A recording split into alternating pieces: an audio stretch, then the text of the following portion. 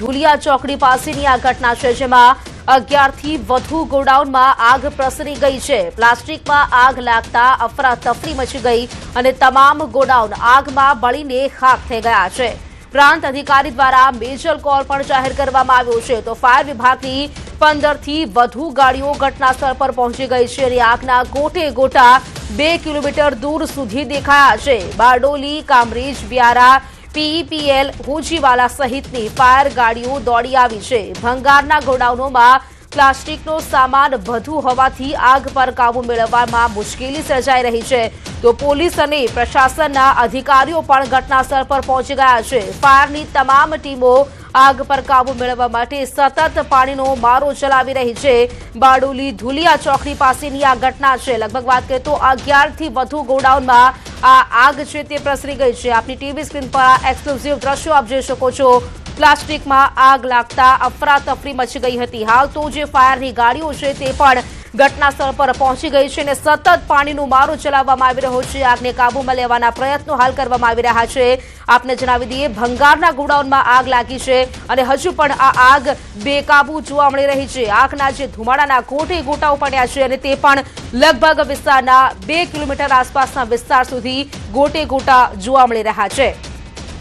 તો પ્લાસ્ટિકના ગોડાઉનમાં આગ લાગી હોવાનું સામે આવ્યું છે અને આ ગોડાઉનમાં પ્લાસ્ટિક ભરેલું છે અને તેથી જ આગ વધુ પ્રસરી છે। આસપાસના 11 જેટલા ગોડાઉન છે તેમાં આ આગ પ્રસરી ગઈ છે અને હજુ પણ આગ બેકાબુ જોવા મળી રહી છે। હજુ પણ સતત પાણીનો મારો ચલાવીને આગને કાબૂમાં લેવાના પ્રયત્નો છે તે કરવામાં આવી રહ્યા છે। ફાયર વિભાગની ટીમો છે, તમામ લોકો અત્યારે ઘટના સ્થળ પર દોડી આવ્યા છે। પોલીસ અને પ્રશાસનના અધિકારીઓ છે તે પણ ઘટના સ્થળ પર પહોંચી ગયા છે। હાલ આગને કાબૂમાં લેવામાં ભારે મુશ્કેલી સર્જાઈ રહી છે, કારણ કે આગ વધુ પ્રમાણમાં પ્રસરી ગઈ છે અને પ્લાસ્ટિકમાં આગ લાગી છે અને તેથી જ આગ પ્રસરી જતા હાલ તો આગને કાબૂમાં લેવાના તમામ જે પ્રયત્નો છે તે પણ કરવામાં આવી રહ્યા છે।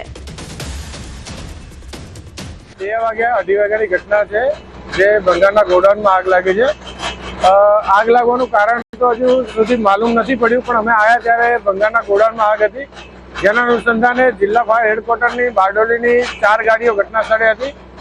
એક સમયે આગ સંપૂર્ણ કાબૂમાં હતી અને બુઝાઈ ગઈ હતી, પણ સવારે 4 કે 5 વાગ્યાની અરસામાં જે હવાનું જોર વધ્યું એના લીધે જે આગ હતી એ ખૂબ જ સ્પ્રેડ થઈ ગઈ અને આગ બુઝાવવાની પ્રક્રિયા હાલ ચાલુ છે। જે કસ્તુરી હોટલ ધુલિયા હાઈવેના અડીને આવેલ છે, એને અડીને જે ભંગારનું ગોડાઉન છે એમાં આગ લાગવા પામેલ ફાયરની ટીમ દ્વારા રાત્રિના સમય દરમિયાન 3:30 થી 4 વચ્ચે આ આગ પર કાબુ મેળવી લેવામાં આવેલ હતો।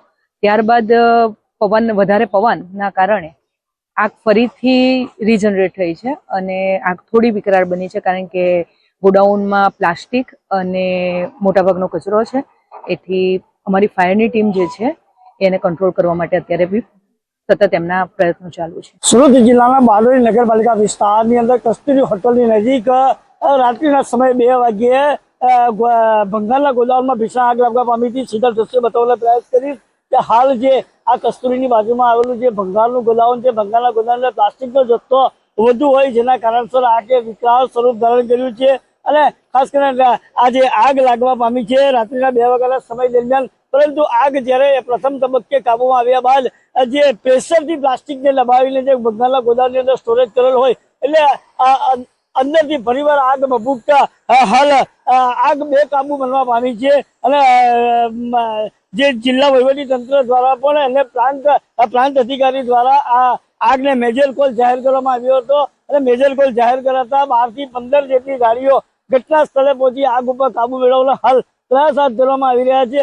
પરંતુ ચોક્કસપણે કહી શકાય એમ છે કે આગ એટલી વિકરાળ સ્વરૂપ છે ને પ્લાસ્ટિકનું ગોદામ હોય, જે અંતર્ગત આગ ક્યારે કાબુમાં આવે એ કેવું અશક્ય છે ને આગ લાગવાનું કારણ પણ હજુ સુધી અકબંધ રહેવા પામ્યું છે। તો સમગ્ર આગની ઘટનામાં કોઈ જાનહાનિના અહેવાલ પણ પ્રાપ્ત થયેલ નથી। કેતન પટેલ, ન્યૂઝ 18 ગુજરાતી, બારડોલી।